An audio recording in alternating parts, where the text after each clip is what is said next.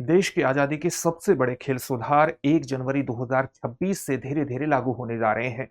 आप जानते हैं कि सरकार वर्ष 2025 में नेशनल स्पोर्ट्स गवर्नेंस एक्ट लेकर के आई थी, जिसे सरकार ने 18 अगस्त 2025 को अधिसूचित कर दिया था।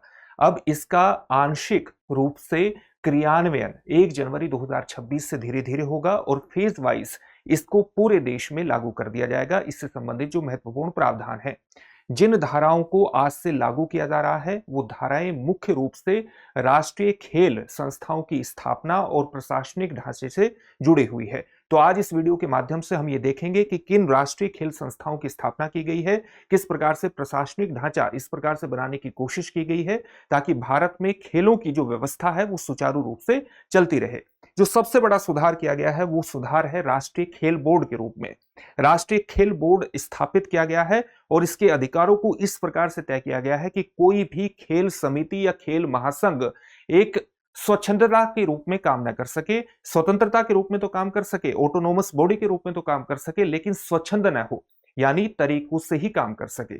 तो राष्ट्रीय खेल बोर्ड का गठन किया गया है नेशनल स्पोर्ट्स गवर्नेंस एक्ट के माध्यम से और इसमें 3 सदस्य होंगे। 3 सदस्यों में से एक अध्यक्ष होगा और 2 सदस्य होंगे।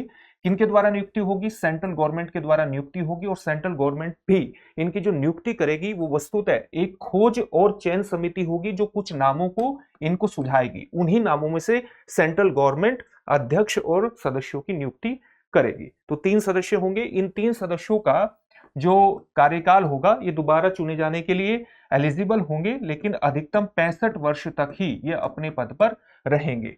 इसके सबसे बड़े अधिकार क्या हैं? जो सबसे बड़ा अधिकार है उसको हम अभी जानेंगे, लेकिन उससे पहले इस बात को ध्यान में रखिएगा कि दृष्टि संस्थान ने आपकी जीएस की तैयारी को पूरी तरह से करवाने के लिए हाल ही में एक कोर्स लॉन्च किया है जिसका नाम है GS studio foundation live online course.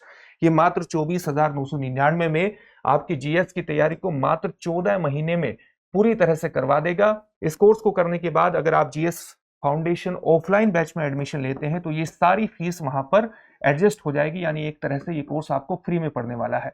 इसके साथ ही अगर आप एक कोड का इस्तेमाल करते हैं, अगर आप मनीष कोड का इस्तेमाल करते हैं तो इस फीस में भी ये जो फीस है 24,999 की, इसमें भी आपको डिस्काउंट प्राप्त हो जाएगा।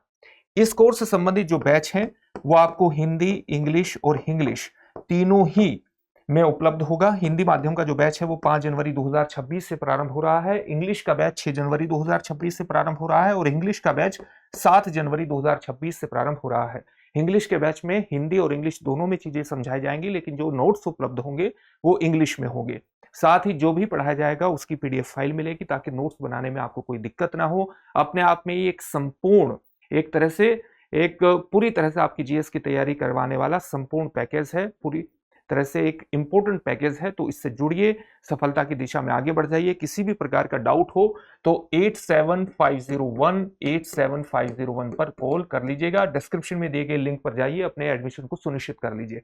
अब हमने राष्ट्रीय खेल बोर्ड की जो सबसे महत्वपूर्ण बात है उसको जानना है और वो महत्वपूर्ण बात यह है कि जो राष्ट्रीय खेल बोर्ड होगा वो वस्तुतः अलग अलग जो खेल महासंघ है उनको मान्यता देने का हक होगा, इसको मान्यता देने का अधिकार होगा, यानी उनके एफिलिएशन का अधिकार इसके पास रखा गया है। साथ ही ये अलग अलग खेल महासंघों की वित्तीय निगरानी भी करेगा, उनकी वित्तीय मॉनिटरिंग भी करेगा और मॉनिटरिंग करने के साथ साथ अगर उनके शासन में किसी प्रकार की गड़बड़ी पाई जाती है तो इसको दंड देने का भी अधिकार होगा, यानी इसके अधिकारों को व्यापक बनाया गया है। राष्ट्रीय खेल बोर्ड के अधिकारों को आपने देखा होगा कि बहुत से ऐसे संघ हमारे यहाँ हुआ करते थे, किसी पर्टिकुलर नाम को लेना ठीक नहीं है, जिनके कार्यप्रणाली में एक स्वच्छंदता नजर आती थी। कई बार ऐसा लगता था कि क्या देश का कोई कानून उन पर लागू नहीं होता है, तो वह वो चीज सरकार को कहीं ना कहीं दिमाग में रही होगी। तो मान्यता यहीं से मिलेगी और साथ ही वित्तीय निगरानी भी होगी। ठीक से काम नहीं किया, गड़बड़ी की, तो दंड देने का भी अधिकार राष्ट्रीय खेल बोर्ड को होगा। साथ ही जिन खेल संघों को मान्यता दी जाएगी उन्हीं को सरकारी फंड मिलेगा। इस प्रकार से सरकारी फंड उनको नहीं मिलेगा अगर राष्ट्रीय खेल बोर्ड से मान्यता प्रदान नहीं, मान्यता हासिल नहीं की गई है। तो इसके अधिकारों को व्यापक बनाया गया है।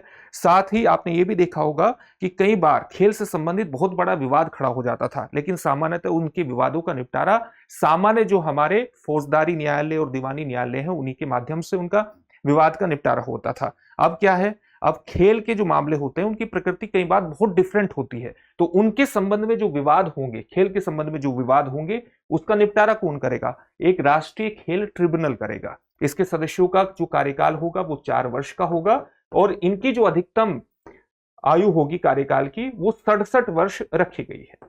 तो ये 2 महत्वपूर्ण संस्थाएं आप देख सकते हैं, इनको एस्टेब्लिश किया जा रहा है। साथ ही राष्ट्रीय खेल निकाय जो अलग अलग होंगे उन पर भी ये अधिनियम लागू होने जा रहा है। राष्ट्रीय खेल निकायों में आप देखेंगे एक राष्ट्रीय ओलंपिक समिति है, इसके अलावा हमारे यहाँ राष्ट्रीय पैरालंपिक समिति भी है, अलग अलग राष्ट्रीय खेल महासंघ है और क्षेत्रीय महासंघ भी है। राष्ट्रीय खेल महासंघ के साथ साथ जो क्षेत्रीय महासंघ है वो भी हमारे यहाँ है। तो इन सारी जो भी समिति, संघ और महासंघ है, इनकी जो कार्यकारिणी समिति होगी उस कार्यकारिणी समिति में 15 सदस्य होंगे। 15 सदस्य की इनकी व्यवस्था की गई है और इन 15 सदस्यों में से कम 2 सदस्य किससे संबंधित होंगे? क्षेत्र खेल से संबंधित होंगे, जो खेल के मामलों में विशेषज्ञता रखते हो। इस बात को ध्यान में रखिएगा, जो खिलाड़ी होंगे, जो पूर्व खिलाड़ी होंगे, और ये खिलाड़ी किस प्रकार के होंगे? ये खिलाड़ी मेरिटधारी खिलाड़ी होंगे और मेरिटधारी खिलाड़ी की भी एक कैटेगरी बनाई गई है, उसके लिए भी शर्तें निर्धारित की गई हैं। इस बात को विशेष तौर से ध्यान में रखिएगा कि मेरिटधारी खिलाड़ी की भी एक शर्तें रखी गई है। साथ ही जो राष्ट्रीय खेल बोर्ड के बारे में आपको बताया गया था, उसके भी जो सदस्य नियुक्त किए जाएंगे वो ऐसे सदस्य होंगे जिनको पब्लिक एडमिनिस्ट्रेशन में, खेल एडमिनिस्ट्रेशन में, खेल प्रशासन में और खेल कानून में, इनमें एक विशेषज्ञता हासिल हो। यहां पर भी आप देखेंगे कि कार्यकारिणी समिति में जो 2 खिलाड़ी निर्धारित किए गए हैं, मेरिटधारी खिलाड़ी है और उनकी भी शर्तें यहां पर तय की गई हैं। तो इस बात को भी आपको विशेष तौर से ध्यान में रखना है।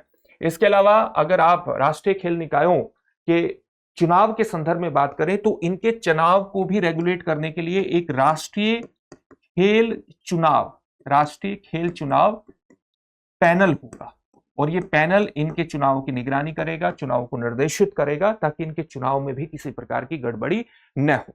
इसके अलावा जो मेरिटधारी खिलाड़ी होगा उसके लिए क्या शर्तें तय की गई हैं? अगर कोई भी व्यक्ति प्रशासन में आना चाहता है, अलग अलग जो समितियां हैं उनकी कार्यकारिणी समितियों में शामिल होना चाहता है, खेल प्रशासन में शामिल होना चाहता है, तो उसके रिटायरमेंट के कम से कम 1 वर्ष पूरे हो जाने चाहिए। यानी अगर प्रशासन में शामिल होना चाहते हैं तो आपके रिटायरमेंट के कम से कम 1 वर्ष पूर्ण होने चाहिए। साथ ही अगर कोई ओलंपिक समिति में शामिल होना चाहता है, उसकी कार्यकारिणी समिति में शामिल होना चाहता है, तो ऐसे खिलाड़ी को कम से कम 1 ओलंपिक पदक उसने हासिल किया हो या 1 ओलंपिक में कम से कम 1 ओलंपिक में उसने भाग लिया हो, ये उसकी शर्तें हैं। अगर कोई खिलाड़ी खेल महासंघ के प्रशासन में शामिल होना चाहता है तो उसके लिए शर्त ये रखी गई है कि वो खिलाड़ी राष्ट्रीय खेल पुरस्कार से सम्मानित हो या राष्ट्रीय खेल पुरस्कार से सम्मानित होने के अलावा या उसने वर्ल्ड चैंपियनशिप में कोई पदक हासिल किया हो। तो इस प्रकार की शर्तें तय कर दी गई हैं ताकि एक पूरी मेरिट के हिसाब से ही कार्यकारिणी समिति में किसी भी खेल से संबंधित एक मेरिटधारी खिलाड़ी शामिल हो सके, उसकी विशेषज्ञता का फायदा प्रशासन के अंतर्गत हो सके। तो इस प्रकार के प्रशासनिक और संस्थागत परिवर्तन इस नेशनल स्पोर्ट्स गवर्नेंस एक्ट के माध्यम से लाए जा रहे हैं, जो कि भारत में खेल से संबंधित व्यापक सुधारों को आगे बढ़ाएंगे। इससे संबंधित एक प्रश्न भी देख लेते हैं। प्रश्न क्या है? प्रश्न है राष्ट्रीय खेल बोर्ड में कितने सदस्य होंगे? 5, 7, 3 या 10? इस प्रश्न का उत्तर कमेंट बॉक्स में कमेंट करके जरूर दीजिए। फिर से एक नए सेशन में आपसे मुलाकात होगी। धन्यवाद। अब एग्जाम की तैयारी को और बेहतर करने के लिए हमारे चैनल को लाइक, शेयर और सब्सक्राइब करना ना भूलें।